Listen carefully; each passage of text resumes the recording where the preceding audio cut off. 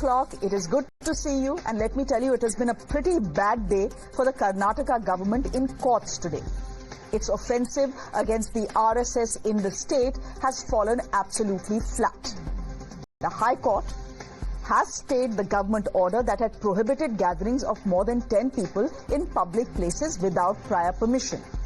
Now, while the order had not named the RSS, it was clearly aimed at the sun. It came just a few days after Priyank Kharge wrote to Chief Minister Siddaramaiah asking for a ban on RSS activities in government-aided schools and public parks. He had claimed in his letter that the RSS was brainwashing the young with their hateful ideology in their shakhas. The petitioners in court argued that if the order was to be followed, then even 10 people in a park for a party could be arrested. The court called the government order a violation of fundamental rights of citizens and has now therefore put it on hold.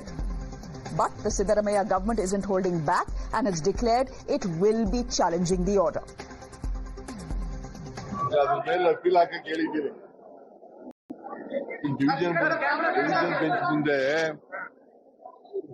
ಧಾರವಾಡದಲ್ಲಿ stay ಕೊಟ್ಟಿದ್ದಾರೆ ಅದಕ್ಕೆ appeal ಆಗ್ತದೆ ಅದು ಅದರ ಮೇಲೆ appeal ಆಗ್ತವೆ ಅದಕ್ಕೆ ಅದರ ವಿರುದ್ಧ ಜಡ್ಜ್ಮೆಂಟ್ ವಿರುದ್ಧ ಆರ್ಡರ್ಸ್ ವಿರುದ್ಧ ಅಪೀಲ್ ಆಗ್ತದೆ.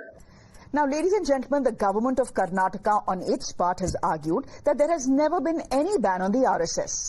They have in fact cited a 2013 order of the then BJP government that bans the use of government schools for private purposes, and they are saying what they've done is merely reissue that order.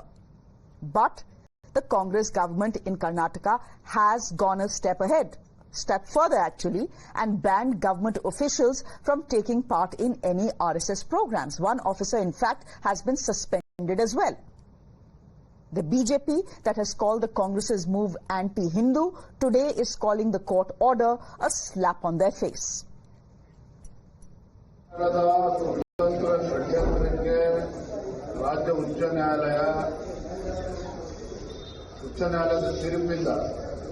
ಸರ್ಕಾರಕ್ಕೆ ಹಿನ್ನಡೆ ಆಗಿದೆ ಅವರ ಕುತಂತ್ರ ಷಡ್ಯಂತ್ರಕ್ಕೆ ಒಂದು ತಡೆ ಕೊಟ್ಟಂತಾಗಿದೆ. But here's the point, ladies and gentlemen. It is not just the RSS that the Karnataka government has opened a front against.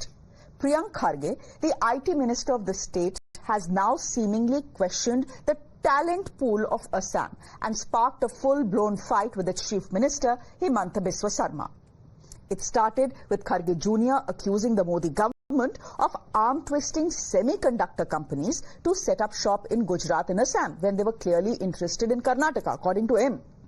Mr. Kharge is asking, where is the talent in Assam or Gujarat?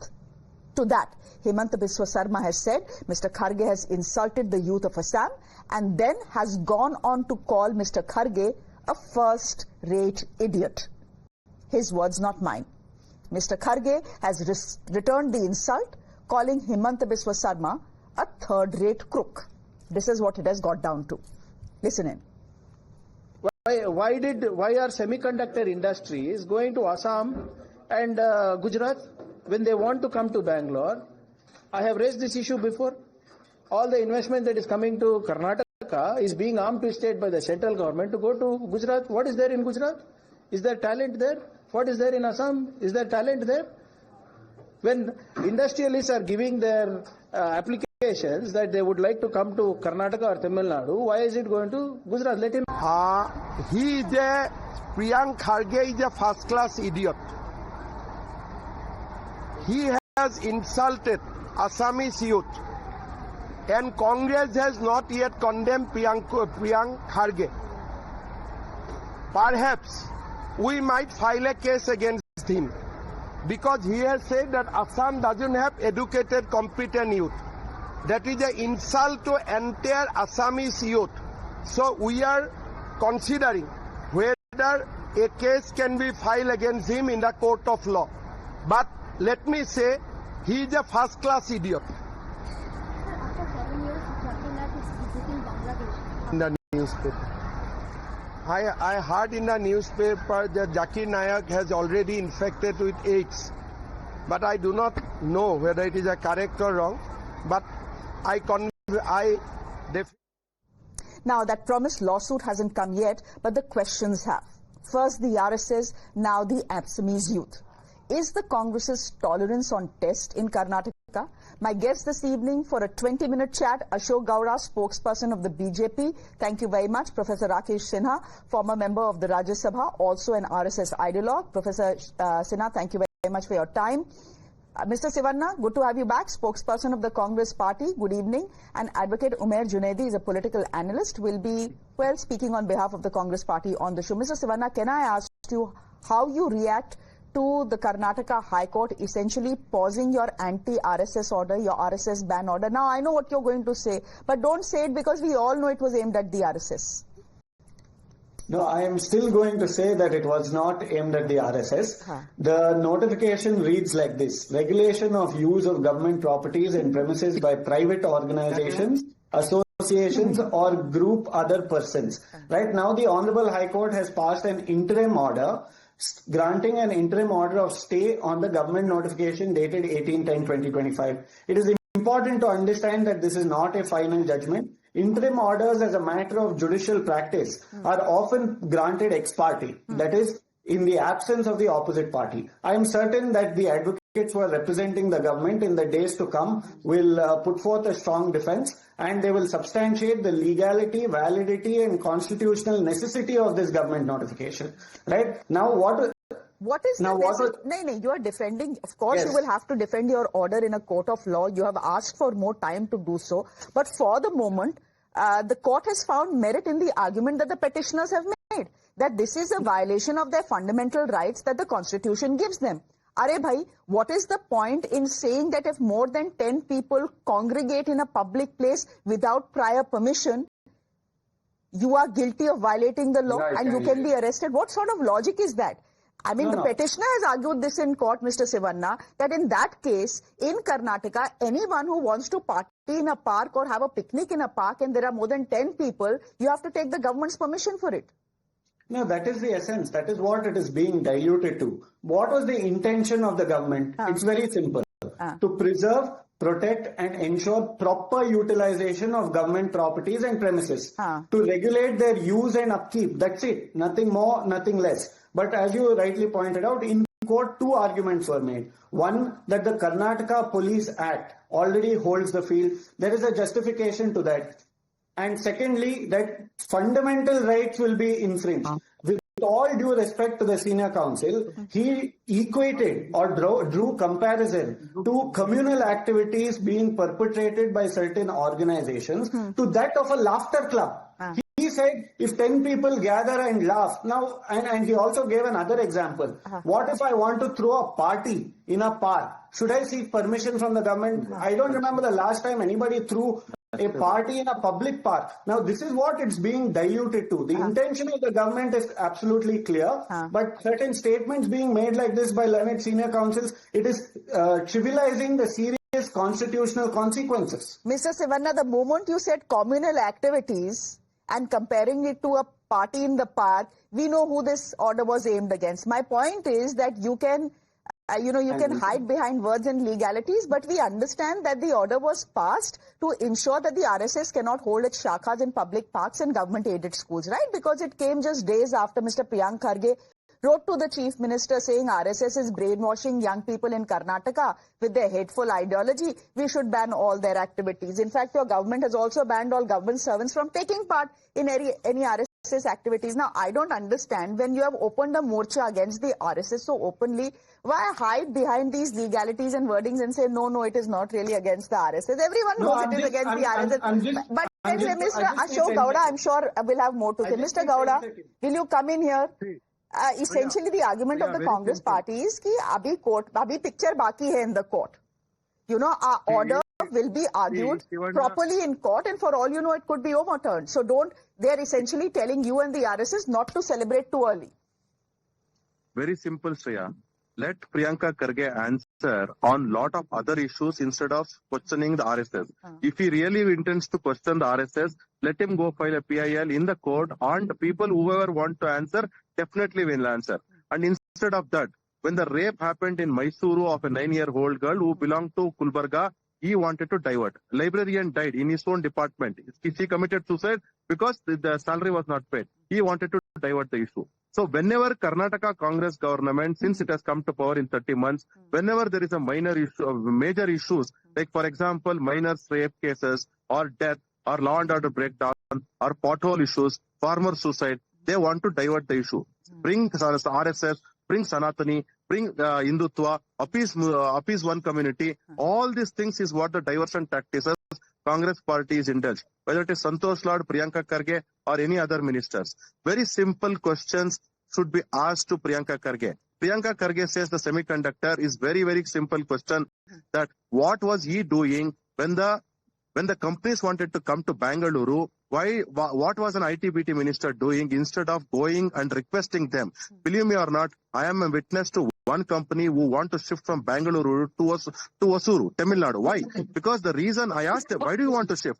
They said that when we go and request a time, whether it is a chief minister or whether it is an IT-BT minister or whether it is a industrial minister, sir, they don't give us time. They make us to wait for 4 to 5 hours. Our time is the most valuable time. And when this is an attitude, Tamil Nadu ministers, I'm not saying who, whatever the government is, they call us and they say that please, we are waiting for you. Please come. As soon as we go to their office, they are waiting and they immediately take us inside. This is a kind of an attitude what is required. So this is the problem with Priyank Kharge. Instead of delivering on the promises which was made, he just wants to divert and eyewash the people's mind, saying that BJP, Ashok, but isn't the BJP then helping the Congress party in Karnataka divert attention from issues that actually matter to the people of the state? It is your Chief Minister Himanta Biswa Sarma only, who has picked on Priyank Kharge's statement and has called him a first-class idiot. Now, if the Chief Minister of a state of Assam calls a Mantri from the state of Karnataka a first-class idiot, then obviously that is what will be talked about. Then the BJP is, helping the Congress party divert important issues. No. Let me give clarification here. See, the very simple point is, if he was a very serious minister, if he wanted to work, just the way so many other IT ministers or other ministers are working, let him be very serious and let him say that, the talent pool, what kind of a talent pool is there in Assam or in Gujarat? That is not the point what he should be making. He should be saying that I will go to the semiconductor companies and I will request them to set up one more unit in Karnataka. This should be the attitude. This is not the statement what a Priyank Kharge should be making. If he is making such kind of a statement, what Himanta Biswaji has said is absolutely right. So instead of saying a right statement, he again wants to divert. Sir, but I want to ask you, in public life, how is calling anyone, not just a Mantri of another state, but anyone, a first-class idiot on TV, the right thing or the correct thing? Please help me understand that. Sayaji, the person who in 2018, 2013, he said, I am 12th pass. In 2018, he said, I am 12th pass. Now he says, I'm only 10th pass. In 2023, affidavit. So imagine the kind of the mindset what a person has. Then if such kind of a person gives this kind of a statement, then also you should equate that on these people who are blatantly lying to the people of Karnataka and blatantly lying to the people of India, what this should be called as. Mr. Shivanna, the question, I just request my guests to wait on for a bit. Mr. Shivanna, the question is for the Congress party today.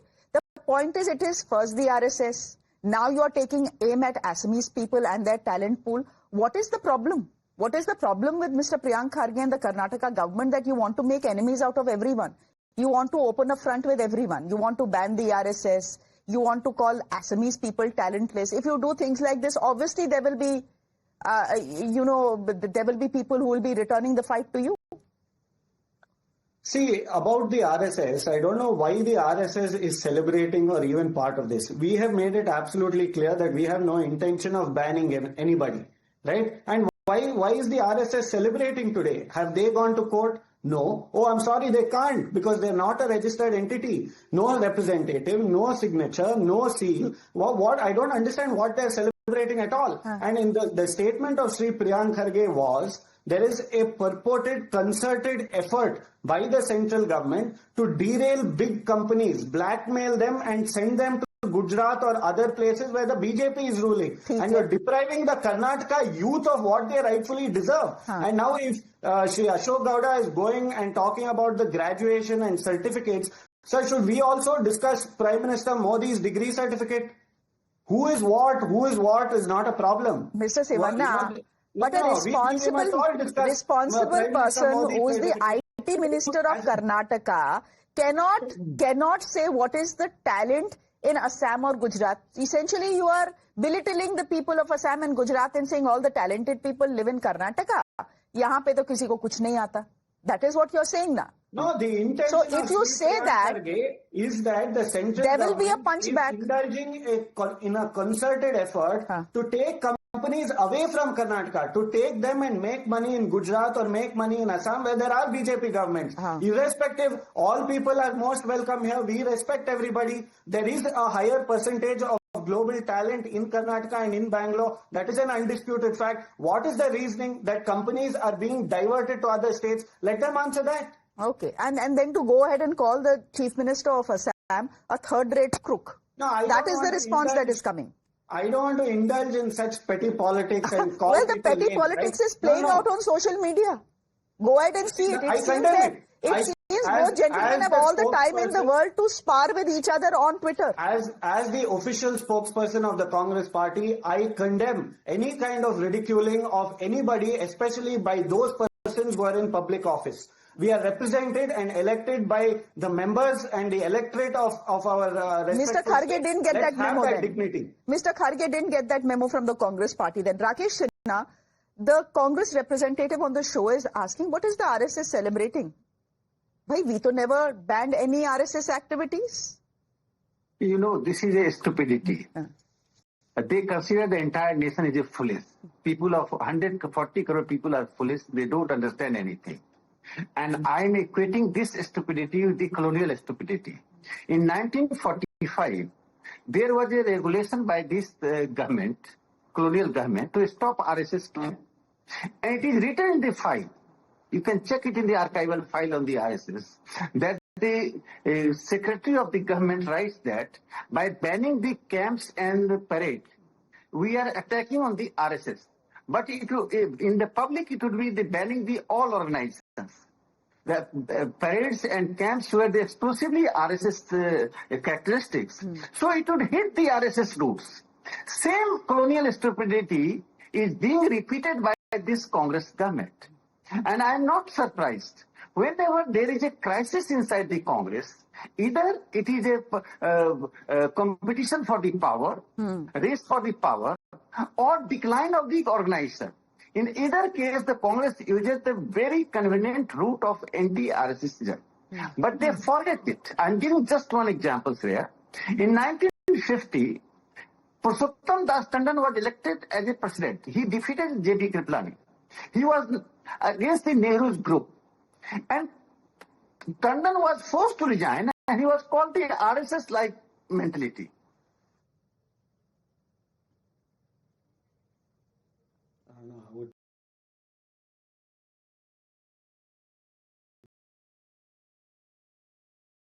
It is a power game between Siddaramaiah and the Siddaramaiah group. They are using this anti-RSSism. Third important thing, very important thing, that you are not attacking the RSS. You are attacking the social action of the group, which has been working. I am giving one example, very important example. 1966 in Udupi, there was a conference. They must be knowing. First time 1966, there was a conference of all the religious leaders of all the sects were there. RSS was behind that. First time there was a resolution against the untouchability. So whom you are working? RSS has been working in South Karnataka 22 districts. There are 1,034 Kalika Kendra, which just I'm completing, which are helping the unprivileged children in getting dignity and education. Therefore, this is an attempt to derail the social reform. This is an attempt to derail the cultural nationalism. This is an attempt to just to appease the Tukre gang.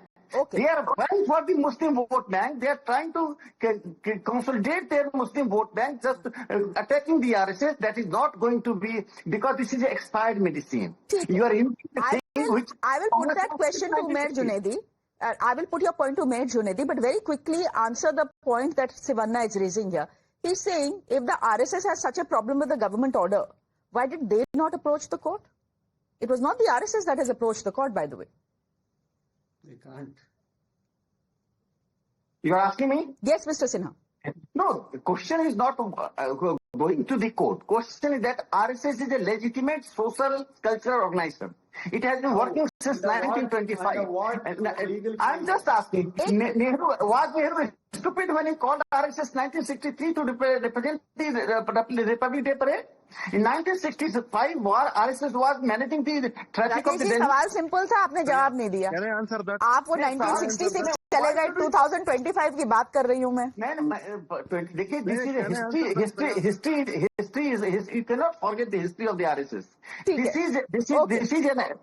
is an attempt to disguise the power politics inside the Congress, and this is a war against Siddaramaiah by the Priyank Kharge. There's nothing more. This is just a war against Siddaramaiah. Okay, Umesh Junedi, go ahead. सबसे पहले तो RSS के नाम से इतना Karnataka government को मिर्ची क्यों लग जाती है? What has the RSS done to deserve this kind of action from the government? Number one. Number two, you can't figure out your power play. By the end of November, will Mr. Siddaramaiah be chief minister? Will will our friend DK Shivakumar be the chief minister? We don't know, because the high command hasn't been able to make up its mind. So there is all this khichdi that is happening within the Congress party.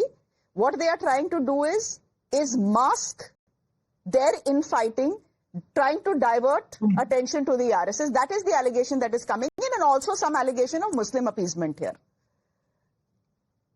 I was listening to everybody carefully, and I request both the persons from the BJP and the to listen to me very carefully. The very first point is, in the High Court of Karnataka, Kalburgi bench, the senior advocate for the petitioner who asked for the permission for the RSS parade has clearly said that more than 250 Path Sanchalan were conducted in Karnataka, and there were no such issues. So the very point is, it is the issue wherein in Chittapur, there are several organizations asking for the permission for the rallies and Path Sanchalans on same day, and that is what the local authorities have denied the permission. That thing is very different. It is not that Congress government is scared of RSS. What Congress government will be scared of an organization which is not registered? The organization itself is scared to show the accountability to the public and the government. Now, talking about the Dharwad bench, the interim order, it is said Begani Shadi mein Abdullah Diwana. When the RSS doesn't have the validity, legality to approach the court of law, and today, behalf of some other organization, the petition has been filed and the interim stay has been granted. They are celebrating. The BJP says we welcome it. Why you welcome it, sir? Because you have not approached the court. It is not you who have approached the court. It is not your win. It is the win of the petitioner who have approached. Now, talking about the practice, just like my friend Deepak said, Shivanna said, it is the practice of the judiciary system. Whenever the judiciary feels that it has to be quashed, it has to be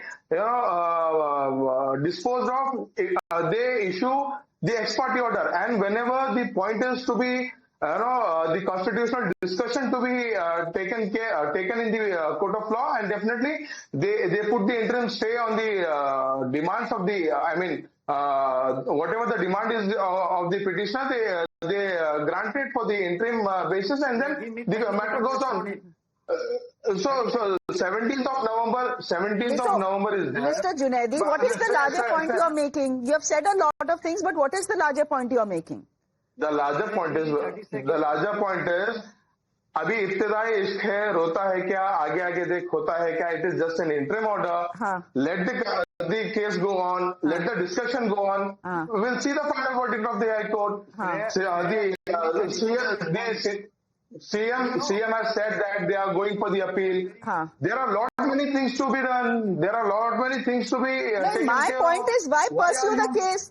Now, my point is, why pursue the case? I'll let Mr. Ashok Gowda come in, because you have said multiple things, that the Congress government is not scared of the RSS. The RSS is not even a registered organization. Ye log karte kya hai, etc., etc. If it's not a registered organization, okay? If it is not an organization that the Congress government is scared of, why pursue the case in the first place and waste your time and money? Kuch to hoga na? Mr. Gowda, go ahead. Mr. Shivanna, I'll come to you. Mr. Gowda, go ahead quickly.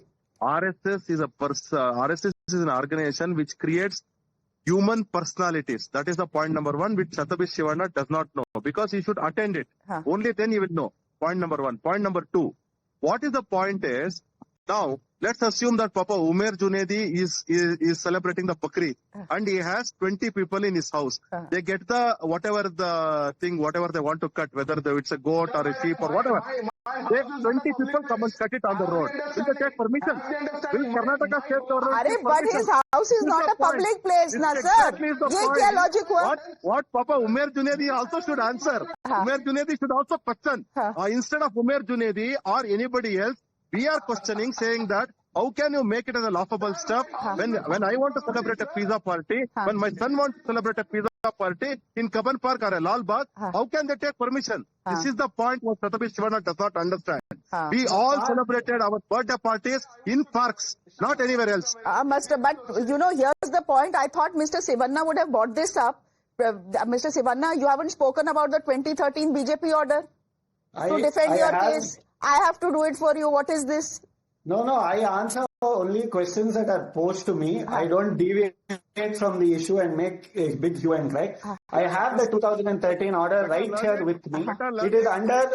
It was made under the able leadership of Jagdish Shettar. Now, sir, please let me answer. Very quickly. Now, you asked me why is it that we want to pursue it? Why do we want to? See, the basic question is, shouldn't the government or any government protect the sanctity of a government-aided or government institution? It is our right, it is our duty to protect and ensure that we maintain the upkeep of the place. How can you allow? The question must be posed to them. Why would we allow private organizations to what is the RSS going and doing there? Are they eating chips whatever and throwing kachra there? Whatever it is that you do. Are they uprooting your trees and flowers? They are a very disciplined force, we know that. When you say upkeep of the premises, how are they hampering the upkeep of the premises? Now, my dear friend Ashok Gowda is saying, I will host a pizza party in Kaban Park. And on the other hand, Mr. Tejasvi Surya is crying out loud for deviating or ditching the Lal Bagh. Now, see, these are simple things that the government has a responsibility to do. We are required to take certain actions. There is the Karnataka Police Act. Why is the act there? Should we not regulate assemblies and control how people act in certain ways? It is the state's duty. If something untoward were to happen, won't you question the government? And then all fingers will be pointed at the government saying no laws were there. It was absolutely lawless state, absolutely no concern for law and order. In order to prevent all these aspects. So what you are saying, implement laws. My dear friend Mr. Shivanna, essentially we have come to the beginning of the discussion. We have circled back to where we started from. Essentially, the point is that you have a problem with the RSS and its shakhas in government-aided schools and public parks.